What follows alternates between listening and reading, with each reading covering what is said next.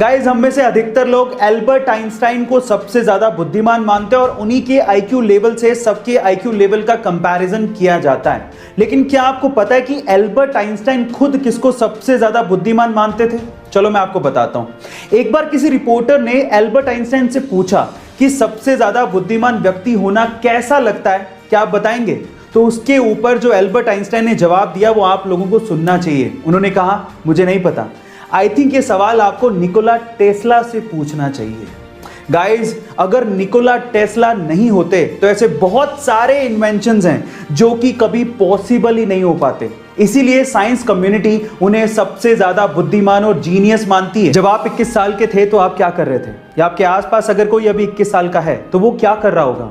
Obviously वो अपने higher education के बारे में सोच रहा होगा और फिर उसके बाद वो जॉब के बारे में सोचेगा। लेकिन 21 साल की उम्र में ही जयपुर राजस्थान के मयंक प्रताप सिंह इंडिया के सबसे यंगेस्ट जज बन गए हैं। जी हाँ गाइस, मयंक प्रताप सिंह ने अपनी LLB के जस्ट बाद राजस्थान का RJS यानी कि राजस्थान जुडिशियल सर्विस एग्जाम दिया और उसे पहले ही अटेम्प्ट में बिना कोचिंग के सहारे निकाल दिया।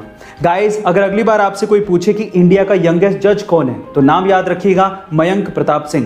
गाइस, इंडिया में जब एग्जाम होता है ना तो हमारे यहाँ के स्टूडेंट गर्मियों में तो चलो नहा के ही जाते हैं एग्जाम देने, लेकिन वो लोग सर्दियों में, इनफैक्ट कड़ाके की ठंड में भी नहा के जाते हैं एग्जाम के चक्कर में।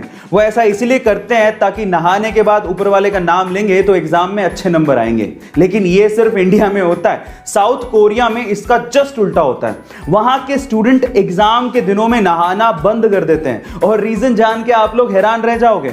उनका यह मानना है कि अगर एग्जाम के दिनों में नहाए तो ऊपर पानी जैसे ही पड़ेगा वो सारा का सारा पढ़ाई किया हुआ पानी के साथ ही बह के निकल जाएगा। Oh my God. गाइस, इसके बारे में आपका क्या ख्याल है चैट सेक्शन में जरूर लिखें। चलिए गाइस, एक फनी वाकया सुनाता हूं। ये बात है सन 2008 की, जब नॉर्थ अमेरिका में एक बंदा प्राइवेट बैंक को लूटने के लिए बैंक में घुसता है। जैसे वो बैंक में गया और जैसे तैसे करके उसने लॉकर खोला तो लॉकर में पैसे ही नहीं थे।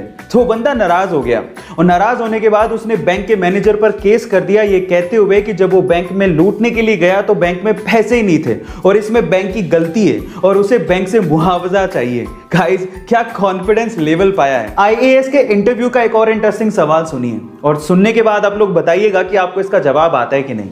सवाल कुछ यूं है कि एक बार वकील के बेटे का एक्सीडेंट हो गया तो आसपास के लोगों ने वकील के बेटे को तुरंत अस्पताल पहुंचाया।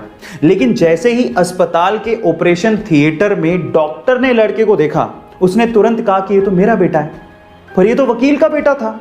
अब सवाल यह है कि दोनों बातें एक साथ सच कैसे हो सकती हैं? इसी बात का जवाब आपको चैट सेक्शन में लिखना है। देखिए, इस बात का जवाब आप कई तरीकों से दे सकते हो, लेकिन सबसे सिंपल तरीका क्या है पता है? वो सिंपल तरीका ये है कि वकील उसका बाप था लेकिन डॉक्टर उसकी मां थी। गाइस, ये इंटरेस्टिंग क्वेश्चन आपको कैसा लगा चैट सेक्शन में जरूर लिखिएगा और ऐसी अमेजिंग क्वेश्चंस के लिए YouTube पे हमारे चैनल को सब्सक्राइब कर लीजिए।